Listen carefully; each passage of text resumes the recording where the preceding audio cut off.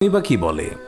রাসূলুল্লাহ সাল্লাল্লাহু আলাইহি ওয়াসাল্লাম বলেছেন, বিড়াল নাপাক নয়, এটা তোমাদের আশেপাশে ঘন ঘন বিচরণকারী প্রাণী। আবু দাউদ ৭৫, তিরমিজি ৯২। আল্লাহর রাসূলের প্রিয় সাহাবী আব্দুর রহমান রাদিয়াল্লাহু তাআলা আনহু তিনি জামার ভেতরে পোষা বিড়াল নিয়ে ঘোরাফেরা করতেন। একদিন তিনি জামার আস্তিনের নিচে একটি বিড়াল ছানা নিয়ে রাসূলুল্লাহ সাল্লাল্লাহু আলাইহি ওয়াসাল্লামের দরবারে তিনি উপস্থিত হন। সেই সময় বিড়ালটি হঠাৎ করেই সবার সামনে বেরিয়ে পড়ল।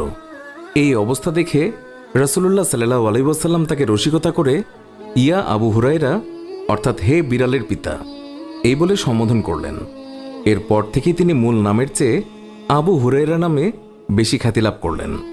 আর সেই দিন থেকেই তিনি নিজেকে আবু হুরায়রা নামে পরিচয় দিতে তিনি বেশি পছন্দ করতেন।